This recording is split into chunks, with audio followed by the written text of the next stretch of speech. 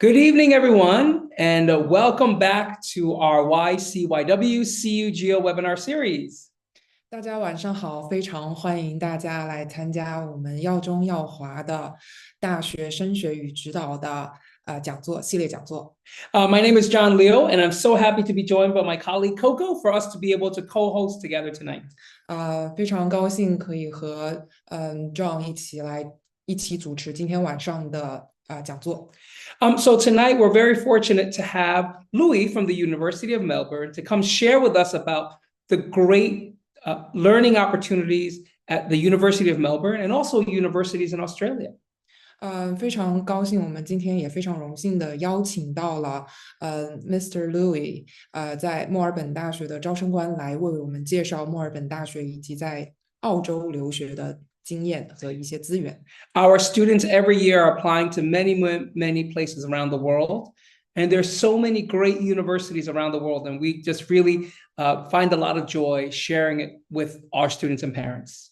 我们每年耀中耀华都有很多的学生申请世界各地的大学，然后我们非常的高兴能够在这儿去跟大家一起去深入的去了解不同的学校的一些资源和申请。During the webinar broadcast of the interview, feel free to ask your questions in the chat function on PolyV or in the comment sections on WeChat. 在讲座的过程当中，那和我们往期的一样，那么如果大家在这个过程当中有任何的问题，大家可以在WeChat 的那个 chat box 或者是 PolyV 上面提出大家的问题。Great, and then Coco and I will be here at the end to answer all of your questions that you may have based on the webinar. 那在这个系列的，在这个讲座结束之后，我们会为大家就是提出的问题来一一解答。And we will also share Louis' contact information and the way that you can learn more about University of Melbourne when we send you the recording of tonight's broadcast if you were not able to join us. 那在讲座结束之后呢，我们也会介绍 Mr. Louis 先生的联系方式。如果有更多的问题，我们也会分享这个视频的一个会把这个视频分享给大家。Great. So now let's share the interview with Mr. Louis, and let's learn more about Melbourne. 那接下来我们来观看一下视频。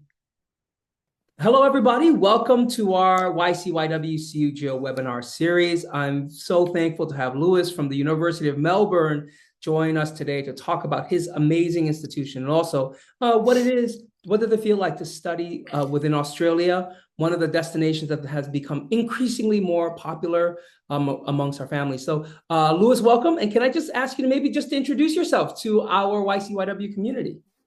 Perfect. Thank you so much for having me and welcome everyone. Thank you for tuning into the webinar this evening. So my name is Louis and I'm the Regional Manager for the University of Melbourne.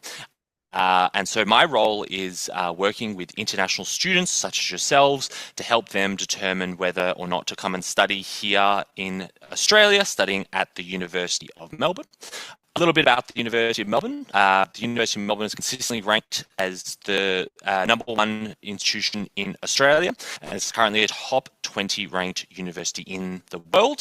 So I'm really excited to answer all of the questions you have prepared for me today, and we'll be able to go through and knock off some questions to learn more about studying at the University of Melbourne.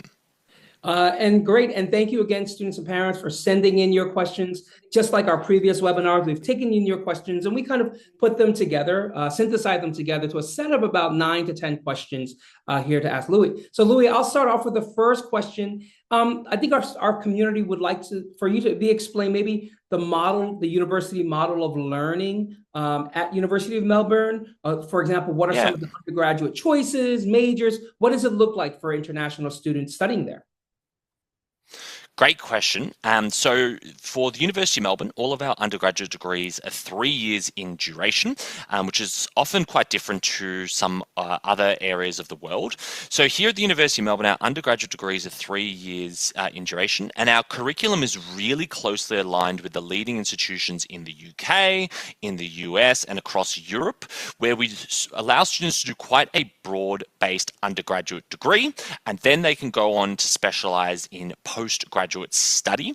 In terms of the undergraduate degrees that we have on offer here at the University of Melbourne, we have 9 different undergraduate programs available where students can choose to do either a single or a double major as part of their program. And again, the program is taught over 3 years, which comprises roughly of about 24 subjects. The way our curriculum is designed is students will do around 75% of their overall undergraduate subjects as their depth subjects. So these would be subjects that directly relate to their core subjects and whatever they're choosing to do as their major. And the other 25% of their course, which is a quarter of their subjects, this is reserved for what we call breadth studies, which is one of the key features of the Melbourne curriculum and what makes our institution unique in Australia. And these are subjects that must be taken outside of your core discipline area. And this requires students to get interdisciplinary skills, interdisciplinary training, and to get skill sets from different core discipline areas. So how does this look in practice? Let's say, for example, we have a student who's interested in doing something to do with finance. They would start with doing a Bachelor of Commerce, for example, which is one of our 9 undergraduate programs. The major they would choose would be finance, and 75% of their subjects that make up their undergraduate degree will be directly related to business and economics through the Bachelor of Commerce, and subjects that relate to finance. And the other 25% of their subjects have to be taken outside of that faculty. So they could pair their finance subjects with things like information technology, data science, history, languages, architecture, engineering, music, you name it. So here at Melbourne, the path is yours to create, and we do have a lot of different flexibility to sort of really design a program that suits your students' needs. And it's really, really great to be able to pair 2 different discipline areas together, and it's actually a requirement of our programs. Great, and thank you so much. And it sounds like, it's a really great opportunity at Melbourne to study in depth what you want to study. But then, as you mentioned before, also it challenges you to connect learning from other disciplines, right? To really make you a well-rounded, learning individual. With that being said, and you gave some examples of finance and other aspects, if I can just ask a little bit about, we have a lot of questions were about entry requirements. So as you know, our YCIS students apply or have an IB curriculum. Our YWIS students have an A-level curriculum. And also this year, for some of our YCIS and YWIS schools, we're starting the HKDSE, the Hong Kong DSE of Hong Kong Secondary Diploma. So I guess the question for our parents and students are, can you talk a little bit about the prerequisites, especially for some of the competitive majors at Melbourne? What does that look like? And then how do you also look at predicted grades, especially at this time?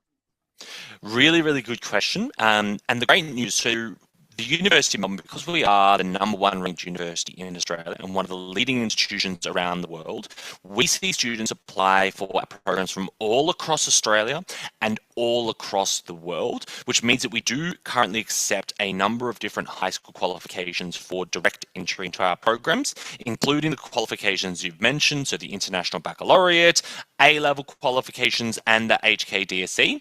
So for students who are applying with the International Baccalaureate or with A-levels, we actually have a guaranteed entry score for each of our undergraduate or for the majority of our undergraduate programs, which essentially means that if you meet that minimum IB score or A-level score and have satisfied those prerequisite subjects, you will be guaranteed a place into your program.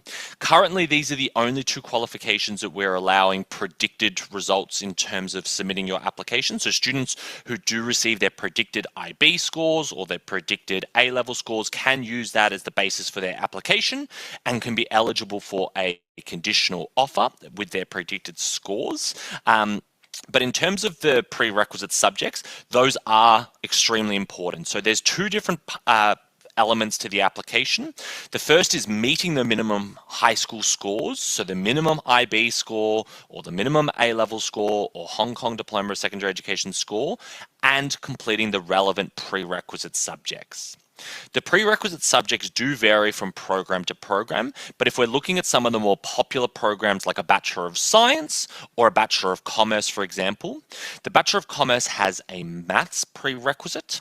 So for students, that would be doing a applications and interpretations sort of based subject. If you're doing HKDSC, they would need to do M1 or M2, and if they're doing A-levels mathematics as part of that as well. And then there's also a science-based subject prerequisite for the Bachelor of Science or the Bachelor of Biomedicine. So this would require students to either do a subject in chemistry, physics, or biology. If you go onto our website, so we have a really, really great website, which is International Recognized Qualifications for Entry. That will list all of the minimum scores students need for entry. So for example, currently a guaranteed entry for the Bachelor of Science for students who are doing the IB is a score of 31. And if they meet the maths, science and English prerequisite subjects, they will be guaranteed a place in that program as an example. So through there, you can see all of those requirements. Great, thank you so much, Louis. And students and families, we will send along the website that Louis had shared before in the email with the follow-up of this webinar, just so that it's easy for you to follow along. And also remember, if you do have any questions right now, you can put it in the chat option of our WeChat channel or in PolyV, and then one of the CUGOs will be able to answer those questions right after my conversation here with Louis. And following up with that, Louis, just another question. Again, this next set of questions is really to do with just application requirements and those aspects. So they have a question here because we know that uniquely, because the University of Melbourne is in the southern part of the hemisphere, so the academic calendar is a little bit different. So can you talk a little bit about semester 1 and semester 2 entry, and what that's like, and how does that affect as far as like what program students can apply to? That's a really good question, and you are right in saying that our academic calendar year is maybe a little bit different to the Northern Hemisphere. So here in Australia, our academic year follows the calendar year. So in the University of Melbourne and for other Australian institutions, typically there's 2 major intakes. There's the start year intake, which starts in February, and there's the mid-year intake that begins in July. Not every single program offers 2 intakes, but the majority of our programs do. And in terms of the key differences between those 2 intakes, there is no difference. There's no difference. There's no difference in terms of entry requirements, learning outcomes, subject choices, major availability. There is no difference between the 2 intakes. They are 2 brand new cohorts of students that will join depending on that intake. The only difference is students from all over the world all finish their high school studies at different times. Some students choose to defer or take a gap year or a year off. So we offer 2 different entry points for those students. In terms of, to answer your question about application timelines, the application timelines for our undergraduate programs does vary from intake to intake slightly, but typically applications close about 3 to 4 months before the intake starts. So if a student's wanting to commence their studies, let's say in February 2026, applications typically close towards the end of October or the end of November of 2025. And if they're considering studying in July of 2026, again, it would be about 3 to 4 months earlier. So applications typically close around end of January, end of February, just to allow enough time for our Office of Admissions to process the application, enough time for students to apply for their student visa, and then come across to Australia as well. Great, thank you so much. Just again, just another follow-up on that. We have questions about beyond the academic grades, right? Which you talked very clearly about, and University of Melbourne is very clear on the website about the expectations of those grades. Are there anything else that you would take into consideration for your admissions process? Or for example, maybe for certain art programs, do you look for a portfolio, or for music programs, is there some sort of audition or any interviews, anything? Are there any other additional requirements students should be aware of?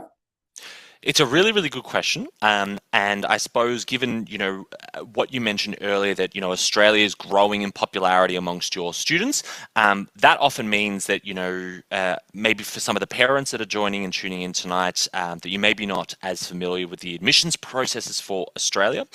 But Australian tertiary institutions, the application process is very, very simple and very straightforward and also transparent. So all Australian institutions, including the University of Melbourne, will list the minimum academic requirements. If a student meets X score in their high school qualification, they will be given an offer in their program.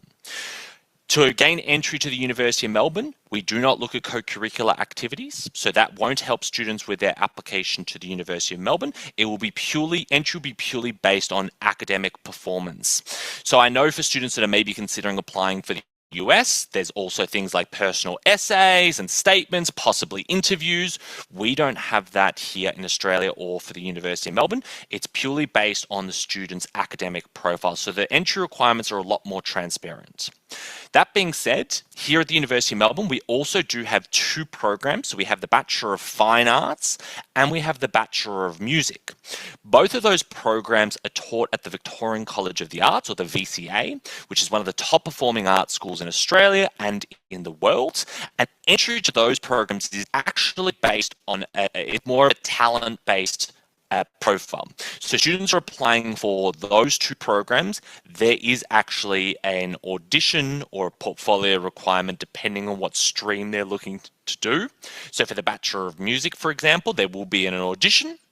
But for the Bachelor of Fine Arts, that may require either a portfolio. So if they're applying for visual arts, for example, they may need to provide some documents and some pieces of work that they've done throughout their high school or in their personal life. But that's the only program that has an additional or supplementary application as it is. The rest of our applications for entry is purely just based on the academic merits.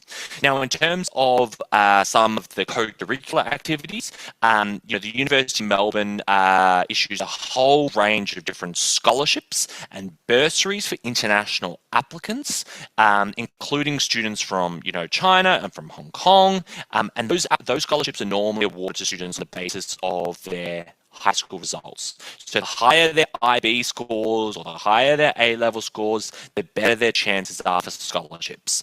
Those scholarships they'll be automatically considered for. It doesn't require a separate application. So once they submit their application, they'll be automatically considered. But the University of Melbourne also has 10 residential colleges, which are all located on our campus. They provide students with, on-campus accommodation. They provide breakfast, lunch, and dinner in these beautiful, iconic, if you've seen Harry Potter, they kind of look like buildings out of Hogwarts. And they also issue a lot of scholarships for international students as well. Those scholarships can also be issued to students on the basis of co-curricular or on a financial needs basis. So that can help with some scholarships for the accommodation. Louis, if I can ask a little bit about the accommodation, because I know for some of the accommodation, students may have to write an essay when they're applying to the residential college. Am I correct? And there's maybe certain things that counselors may need to provide a reference. Am I correct in that? Because I know that's a separate process from the admissions into the university. Yeah, that's correct. So applying for any accommodation is a different process. You are very correct.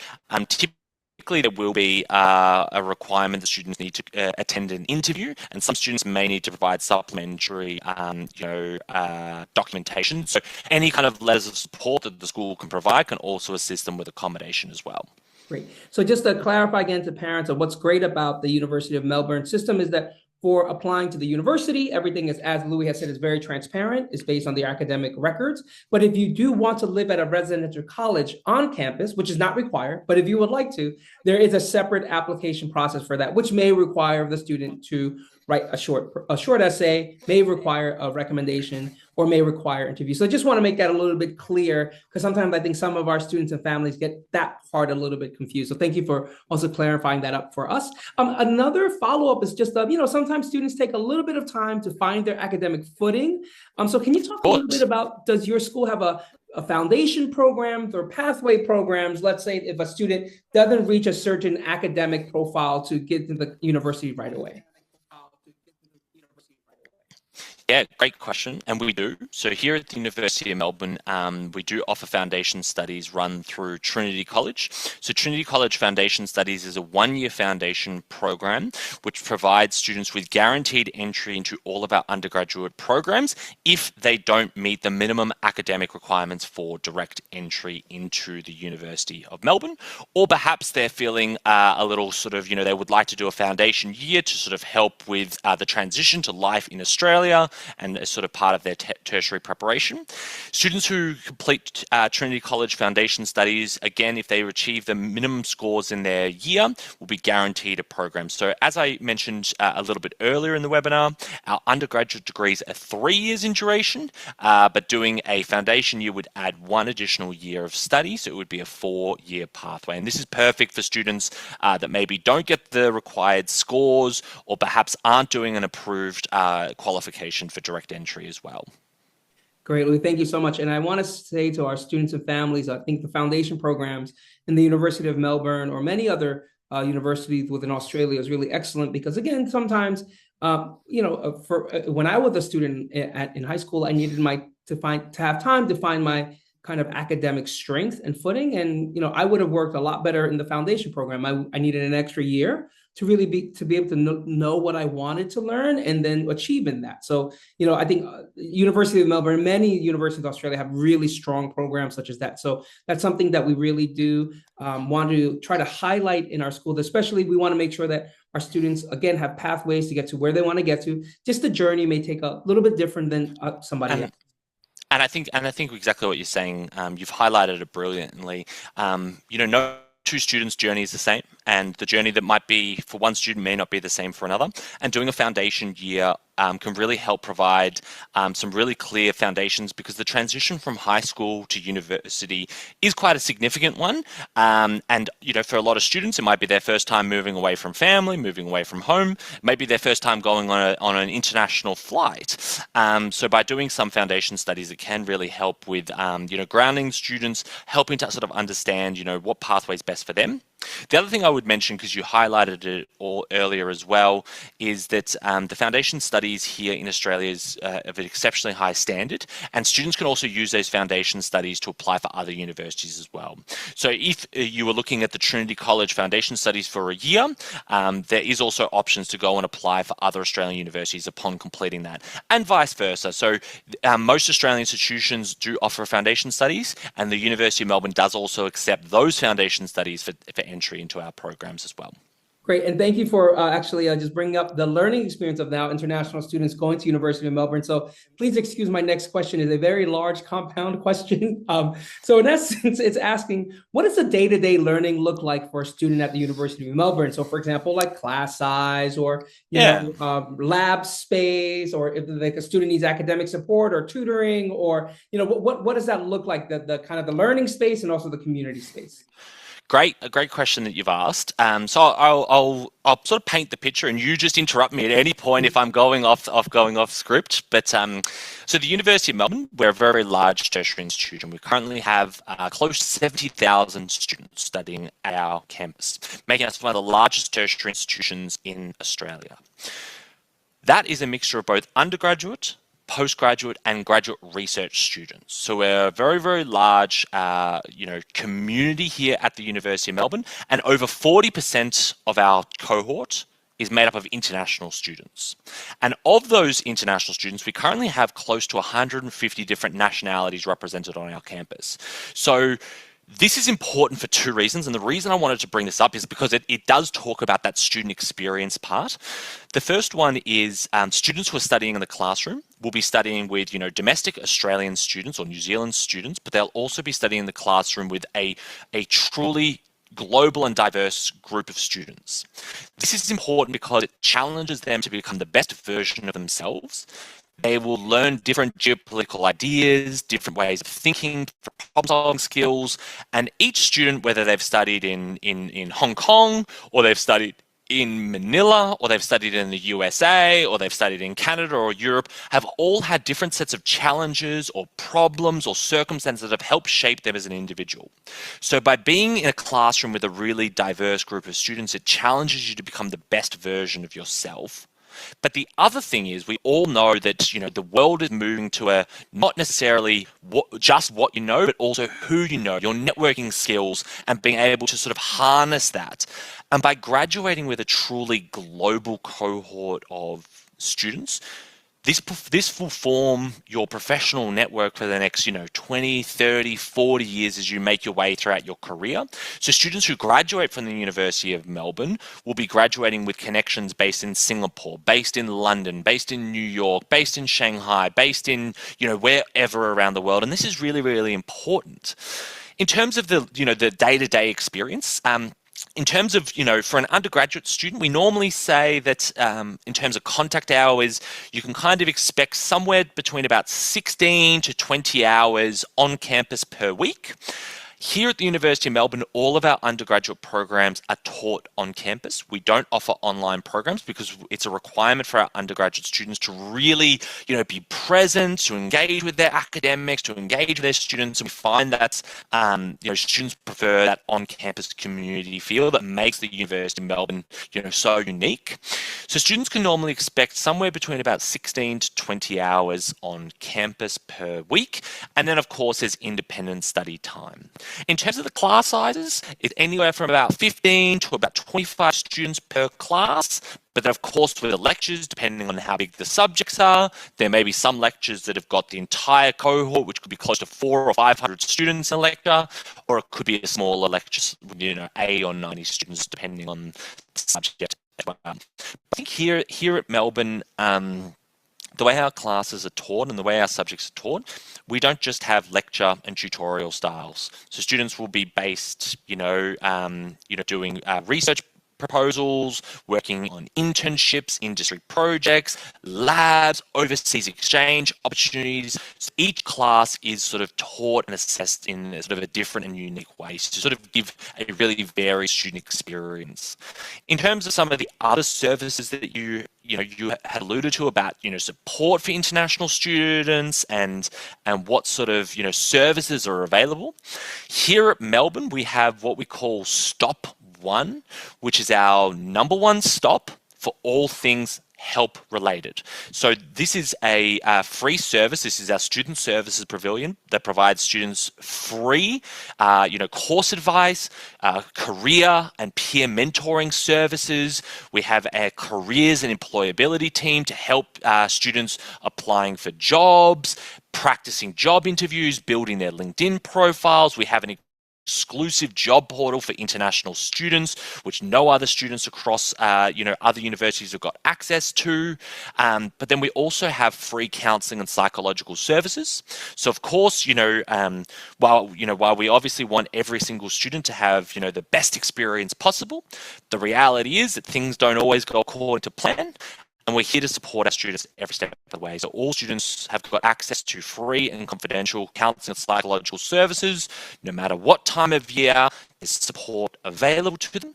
And we also do have a global learning team that provides students with expert advice on planning and overseas experience. So for students that want to go and have a semester or even a year abroad, the University of Melbourne has hundreds of different international partners. So if students want to go and have an exchange opportunity at, Oxford University, NYU, University of British Columbia, somewhere across Europe or anywhere, we've got a designated team to help them every step of the way. So I suppose the answer to your question about the support services and the student life is there's so many different ways to get engaged with the community and to get the most out of your time here at studying. Because here at Melbourne, it's not just about, setting them up for success during their program. We want to set them up for success once they go and graduate and sort of enter into the workforce as well. That's fantastic. It's amazing to hear all the different opportunities and resources available to our students, and also to hear how international University of Melbourne really is. I think that's really important for our families to know. I just want to follow up on one of the points that you have discussed before, which is about the summer internships and research programs, because for certain countries, they limit the amount of time international students can, let's say, be part of an internship or work. Yeah. Research. Can you talk a little bit about that from the perspective of University of Melbourne, like for our international students looking for that? Is there, what kind of, you already talked about the support, but like what would that look like, for some of our students coming from YCYW?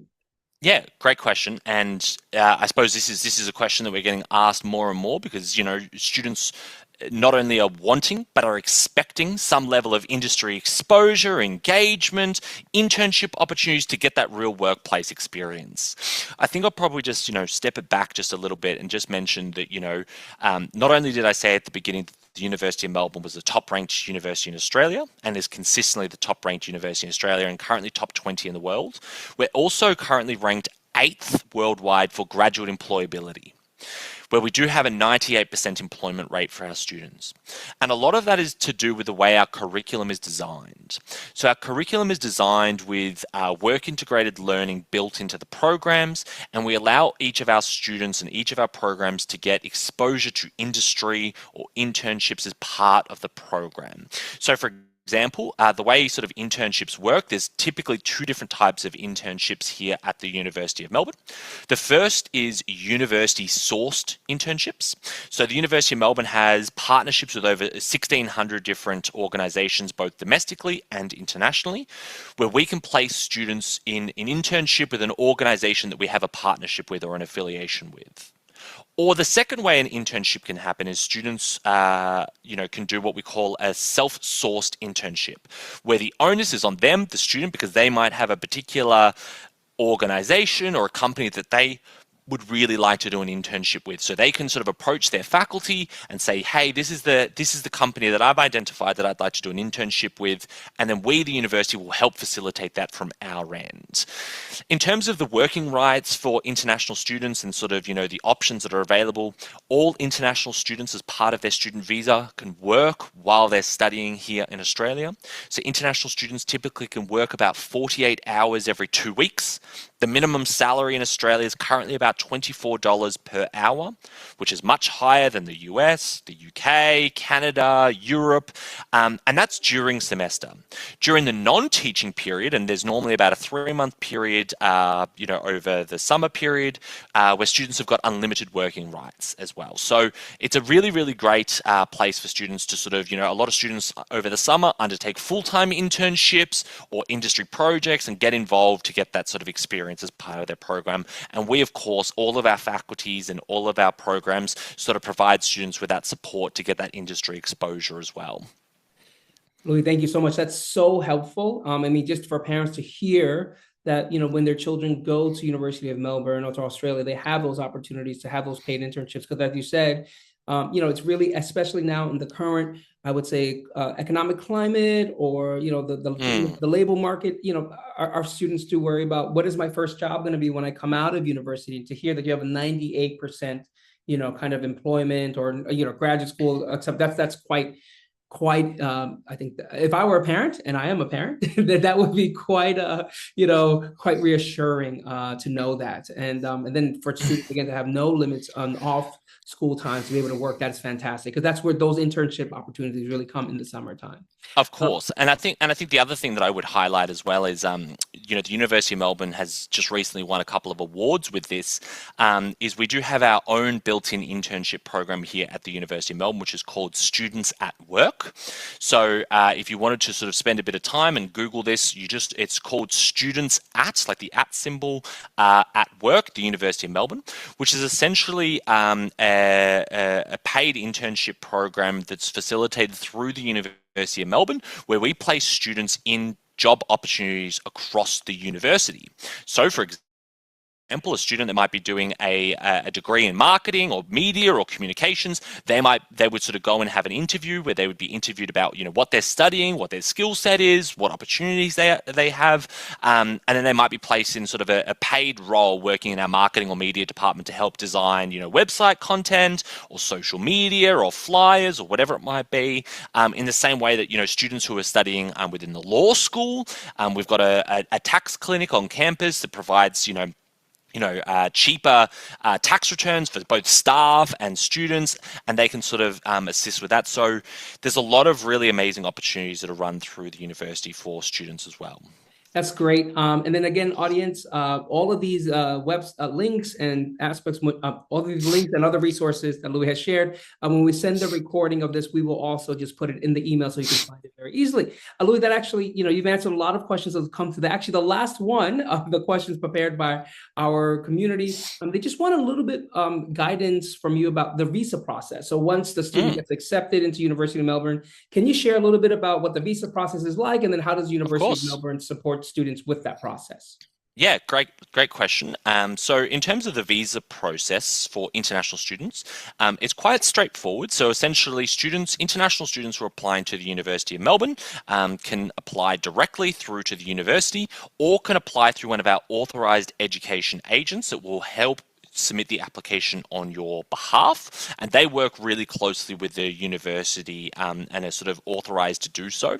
But essentially the process will be that you'll submit your application to the university, and depending on whether you've got your finalized results or not, you can either be eligible for a conditional offer or an unconditional offer. A conditional offer will normally mean that we're just waiting for your final results, or perhaps you need to complete your English language test, or there might be something outstanding. And as soon as you provide those documents, your conditional offer will be made into an unconditional course offer. Once you receive your unconditional course offer, you have three different options. The first one is you can choose to accept your course offer, you can choose to decline your course offer, or you can choose to defer your course offer, where you can apply to defer your course for either 6 or 12 months. But please note that our programs are in exceptionally high demand. The deferrals aren't always possible. Most students will have the option to either accept or decline. If you choose to accept your course offer, there will be an international deposit that you need to make to secure your place, and that international deposit will then be used as credit towards your first semester fees. Once that deposit has been made, you'll receive what we call a COE, which is a confirmation of enrollment, which is an official document given by the University of Melbourne to say that you, the student, are enrolling into a program at the University of Melbourne, and that is the document that you need to apply for your student visa to enter Australia. Your student visa into Australia will be for the duration of your program. So all of our programs here at the University of Melbourne are 3 years for our undergraduate programs. You'll be granted a student visa for the duration of your studies, which will be 3 years. And then as long as you've completed your program of at least 2 years duration, and of course all of our bachelor's degrees are 3 years, you'll be eligible to stay on in Australia for a post-work study visa as well. Great. Thank you so much again, Louis, for just spending the time today, answering all of our questions, and engaging our community. And then students and parents, you'll also notice that coming up throughout the next few months, or probably some of you have already attended events in Hong Kong that was at University of Melbourne that we've shared. But please do keep your eye out for our CUGO team as we send out more information for all of the possibilities and resources for whether it be university visits, university information, and of course our webinar series. But that being said, Louis, on behalf of our YCYW students and parents, we just want to thank you so much for giving up your time today and just sharing so much wisdom and insight for us, and really helping our parents and students think about what's the right next steps for them. No, you're more than welcome, and thank you so much for having me along. It's an absolute pleasure. And please, if you are thinking about thinking about studying in Australia and choosing the University of Melbourne, please get in contact with us. We'd love to hear from you. We hope to see you studying with us in the future. Best of luck with the remainder of your studies, and for the parents that are joining us, thank you for tuning in. Really appreciate it. Thanks, everybody. Have a good day. All right, bye-bye.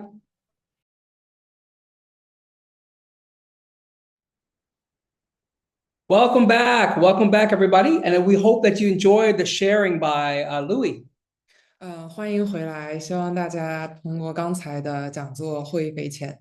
Thank you so many of you for sharing your questions in the chat. So now Coco and I are going to answer some of those questions. 就是也看到大家在留言框有问一些问题，那接下来我和 John 就会对大家问题做出解答。好的，那我先 I'll answer the first question. 有一个 one of our students asked, can I take a course in sports management in University of Melbourne? And what do I need to do to achieve to take it? So first, thank you for the question. And it's actually really important for you. The first thing that you should do is actually go on to the website for University of Melbourne to see if they offer it. So in fact, for sports management in particular at University of Melbourne, they don't offer that major. If you want to study something in business of sports management, then you should study the Bachelor's of Commerce. But if you want to study something in sports science, then yes, University of Melbourne does have that, but that's different from sports management. There are other great opportunities in Australia to study sports management. So, for example, Bond University has a great sports management program. If you want to study sports management, particularly in Victoria, then Victoria University has something in sports management. So, thank you for asking that student question. And again, you can actually just very easily if you want to study a certain topic, speak, of course, to your university counselor. We can help you look through and find and do the research for that.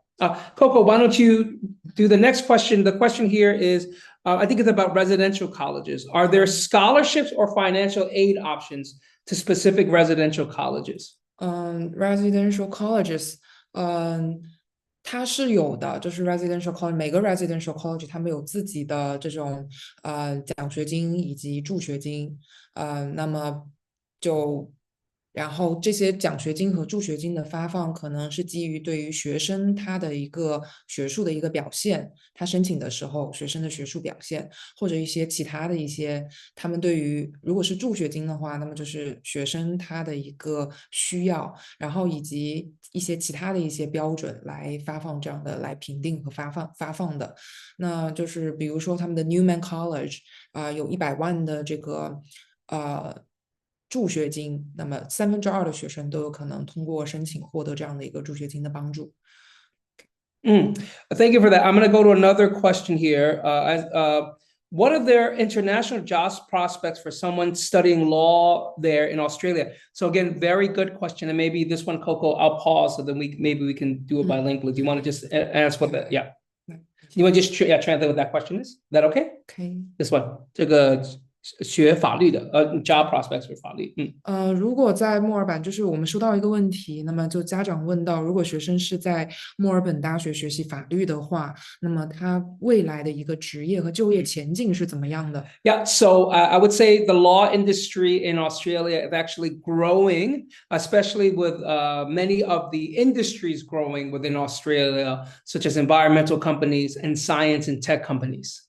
那么就是因为在墨尔本的话，就是因为在澳洲吧，它的一个整个的行业的一个，比如说科技，然后包括环境的这些行业的这种领域的发展和这种成长，所以他们对于一些法律上面的一些方面人才的需求，其实也是有增长的。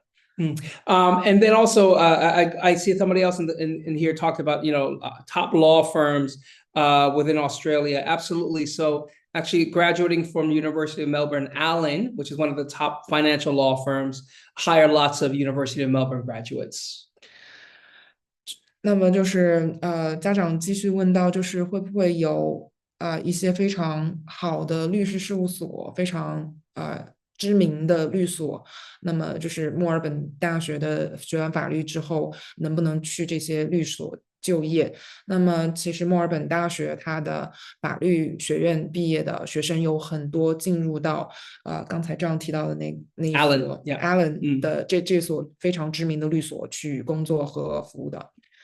Yeah, and then also just to add, I think the parent commented good as well, which is very true. So having a law degree in Australia, allows you, for example, to practice in other countries as well if you've passed the overseas exam. So, for example, countries like Hong Kong, UK and Singapore, you can use your degree also to practice internationally. 那么就是你在墨尔本大学读完这个法律专业之后，那么你其实是在其他的国家也是可以有很好的就业前景的。那么当然就是你要完成或者说通过你在不同国家的一些法律的这个律师就业资格的一些考试。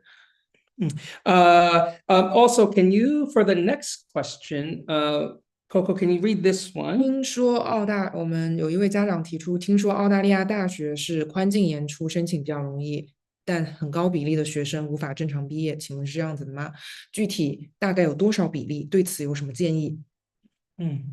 就我对于这个问题的话，就是其实宽进和严出，我觉得它是一个相对的概念，在我的理解上，就是没有说它真的是非常的宽，它还是有一定的学术要求的。那只是可能相对于，我觉得是相对于美国或者说英国的一些很 top 的学校，它可能就是比如说 IB 的录取分数相对来说没有那么高。那研出的话，我觉得是所有的国外的大学，因为它的本科的一个毕业的要求是跟国内的一些大学是非常的不一样的。那么学生就是对学生的一个学习的要求，课业要求也是比较高的。那可能就是要读很多的 essay，也要写很多的 essay。那具体的这个比例的话，无法正常毕业。我的建议是这样子的吧，因为这个具体的比例我没有具体去看过这个比例，因为我以前的学生如果他们是读 A level 或 IB，如果你能很好的读下来的话，尤其是 IB 的学生，因为 IB 是一个大学的一个相当于一个预备的一个课程，学生因为这个整个 IB 的课程就是对学生的读，尤其是写 essay 的能力，提出一个课题，然后完成一个研究，然后这样的能力是一个很好的一个锻炼，所以很多学生他们基本上读完 IB 再去读墨尔本，我的学生都是没有听说是没有办法毕业的，都是能很好的完成学业，而且是学有余力的这种感觉。所以我很难给到一个这样的一个比例。那我的建议就是，那么就是你学生进入到学校之后，那肯定那你的出勤率一定要保证。那学校的老师们、教授们给到的一些课业的一个学习的安排和布置的一些课业要求，要准时的去完成。那有什么任何的问题，要及时的和教授去进行沟通。那其实墨尔本大学他刚才也提到，他们有 residential college， 他们的 residential college 其实是给学生除了提供一个住宿的这样一个服务之外，他们是有很多的学术的一些支持，他们还会有这种 peer tutoring， 也就是大学生可能是大三、大四的学生，他们或是大二的学生帮助大一或是低年级的学生的一些课业上的一些学业的一些帮助。我觉得要很好的去利用老师的资源以及一些墨尔本大学提供的学术的支持的资源去学习。然后学生的话，肯定就是不能说高中读完之后就是念完 IB 或是 A level， 或者是高中之后到了国外就是一种完全放松的心态，因为其实那边的课业我觉得还是有一定难度和一定要求的，学生还是要继续去学的。Thank you for that question. I just want to echo what Coco was saying. We can't speak of 别的学校, but we can speak from YCYW. All of our students that go to the vast majority of our students that go to Australia, they graduate and they share they have a really good experience, especially at University of Melbourne. 然后有一个家长, I'm kind of jumping around a little bit, so I'll come back to the law question because there's some other questions about here, physiotherapy and nutritional science, and then also another question about University of Sydney. So maybe I can start with this. Not all programs are the same in all universities in Australia. Can you share that a little bit with the 就 family? 是不是所有的大学他们的就是你可以就是用中文说的话，就是专业，你这 programs 就是申请的专业是开设的专业是完全一样的。Yeah, so we had a question before about medicine. So you're right. So if you study medicine in Australia, most of the time you have to finish your undergraduate 3-year degree first, and then you have to apply for medical school at another program. So for example, in University of Melbourne, you have to finish your undergraduate and Bachelor's of Science first, and then apply for their medical school in the University of Melbourne. 那么就是在澳洲的话，就像墨尔本大学，你要读医学的话，它是这样子的，就是它本科你是要先完成3年的本科，比如说理学士。Bachelor of Science 完成之后，那么再去参加他们的，再去申请他们的医学院。But for example, but at University of Sydney, they do have a direct undergraduate 7-year medical program. So it means you can apply directly in the undergraduate, and it takes you 7 years still to finish the medical program, but you apply already in the undergraduate, and you won't have to, for example, take the graduate school medical exams if you go into that program. 那么就是悉尼大学的话，就会他们的医学就有一个7年直接的一个相当于一个直通车。你在申请本科的时候，如果你申请到了他们的医学的这个专业的话，那么你就可以直接就是7年之后读完医学毕业。那么你不需要像墨尔本大学先学3年的理学士，然后再通过医学考试，然后再去申请他们的医学院。So I have another question here about similar thing. They asked about physiotherapy and nutritional science. So same thing. If you want to do that at the University of Melbourne, physical therapy is a master's to a doctoral program. So it means you need to finish your undergraduate first and then apply for physical therapy. 所以 physical therapy 的话是，要在graduate school 再去申请，也就是硕士的时候再去申请。所以先要完成本科的学位的学习，然后在研究生或是 PhD 的时候再去读。But nutritional science is different. Nutritional science, you can take it in the undergraduate. So I think students, you really have to, if you're interested in a certain major, if you want to study that major at that university, just go to their website first. It's very clear. They're very clear, like Louis said, about their entry requirements, what you need to get on your A level or your IB or your HKDSC in order to qualify for that ATAR score. 然后营养这个 nutritional nutritional science 这个营养理学士吧。那么它这个专业的话，就是你可以直接大学就可以申请和就读。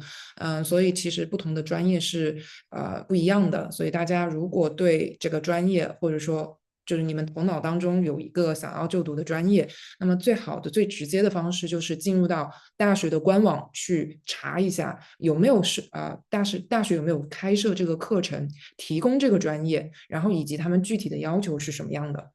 And that's the same question I think a parent also asked about studying law in the University of Melbourne. Yes, you're right. You need to finish an undergraduate first and apply for the law school.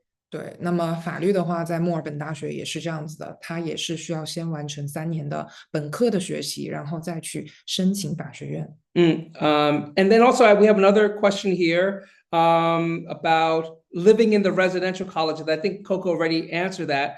But if you go to any of the websites, if you go to University of Melbourne website, just look up residential colleges. They'll list all of them. They will share with you each of their traditions. They'll have virtual tours of their college, talk about the food, and also tell you who you can actually talk to in the residential college. 就是 residential， 大家去到墨尔本大学的官网就可以看到，对于 residential 查一下 residential college， 会看到就是它会列出所有的它的 residential colleges， 然后以及对 residential college 里面提供的宿舍以及的类型，包括费用，包括他们提供的这个一些活动的一些介绍。And also, kind of like what we shared in the interview with Louis, if you're applying to the University of Melbourne or Sydney, applying to the university is very direct. You just use your scores. You don't need essays or recommendations. So applying to the university is very direct. 就是刚刚采访中，其实Mr. Louis 先生他也提到了，就申请墨尔本大学是非常直接也非常便捷的。那么主要是提供你的成绩单，然后填网申，那么直接递交你的网申就可以了。But for the residential colleges, it's a separate application. So in that application, sorry about that, Coco. In that application, you may need to write a statement of why that college, right? Like, why do you want to live there? In fact, some residential colleges might even need a reference from your CUGO. So if you're thinking about living in a residential college, students, please do look at that residential college, application, because if you do need a recommendation, you need to let your CUGOs know. And if you need to write a personal statement, like any of your personal statements for other universities, we can help you strategize and think about it, and also help you, review that with you. 那么就是 residential college 就是住宿这一块，它的申请的话，可能就会需要一些额外的材料和一些申请的步骤了。那比如说可能会要你去写一篇小的文章、小的短文或回答一下你为什么想要选择这一个 residential college，然后甚至有可能会要你的 counselor、university guidance counselor 就是升学指导老师去提供一封推荐信。所以呢，就是可以就是如果说有要申请 residential college 的话，可以要提前告诉你们的 university guidance counselor。升学指导老师，让他们知道一下你的这个诉求，然后为大家去准备这个材料。Great, Coco. I think we answered all the questions. Any other questions, parents? We'll give you a moment if you want to write them in the chat at all that we may have missed. I think we've answered all the questions. And these are really great questions. 很好的问题，还有吗？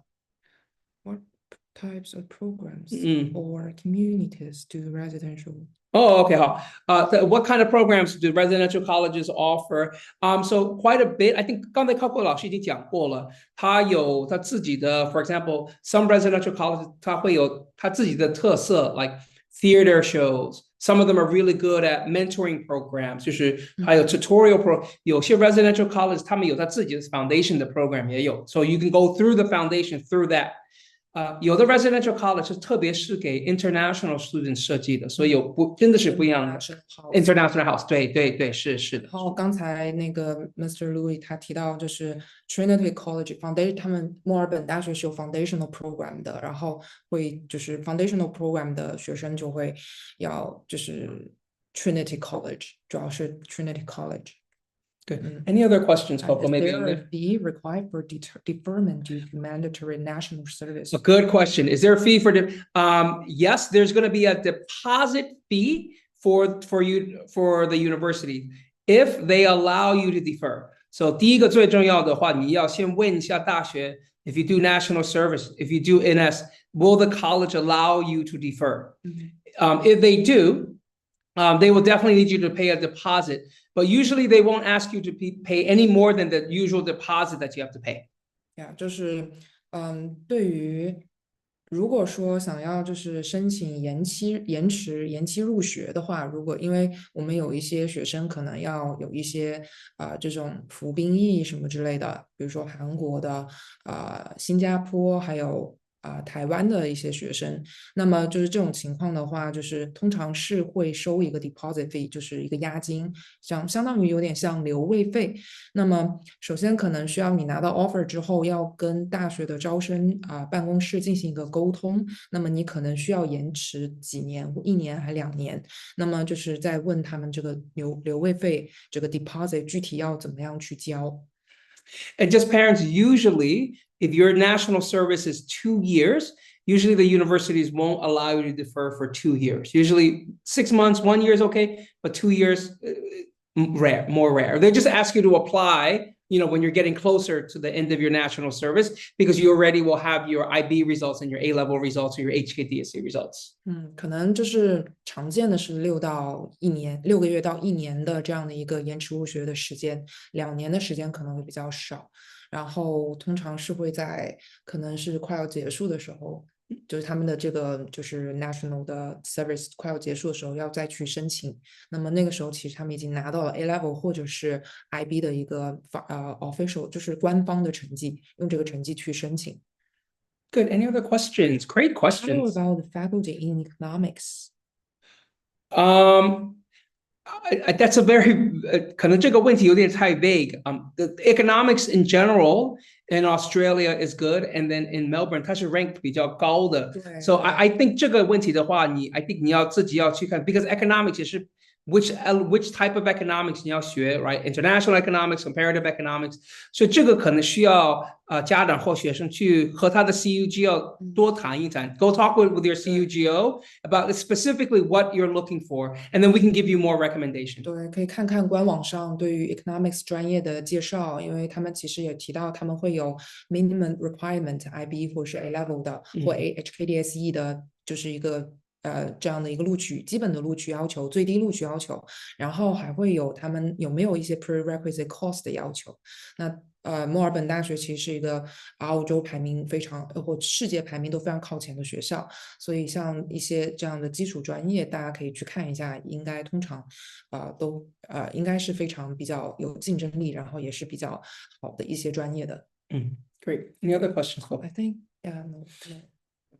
Well, thank you, students and parents, for interacting with us and asking all these questions. So remember, we will send the recording of this webinar to you with all the resources. 非常感谢大家今天晚上的聆听，然后也非常感谢大家热烈的就是问了很多的问题。然后我们在这个会议结束这次的讲座结束之后，我们会把这个录屏发给大家。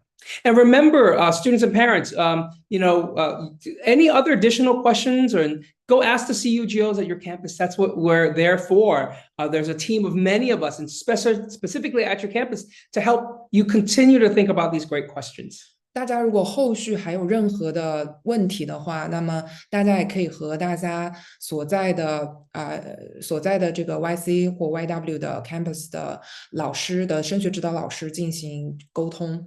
那么我们会帮大家去解答。Great. And on that note, we'll see you next time in January. We'll actually explore some great art and design universities in Europe and look at the really great fashion and growing art industry in Europe and some new opportunities to share with you.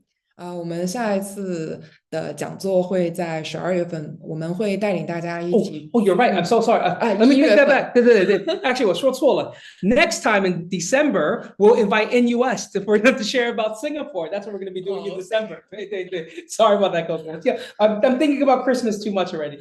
All right, OK. 那么就是我们下一期的讲座会在12月份，那么我们会邀请新加坡国立大学的招生老师一起来为我们去讲解新加坡国立大学以及的一些申请的一些信息，然后包括在新加坡留学的学习的一些分享。And then in January, we will invite some top art and design universities from Italy, France, and to come and share with you about the great opportunities in those industries and in those universities. 那我们在预先说一下，1月份我们会邀请到欧洲的一些非常知名的艺术类的大学，那么我们主要是会探讨艺术和设计类专业他们的一些申请有一些什么样的要求和一些什么样的注意事项。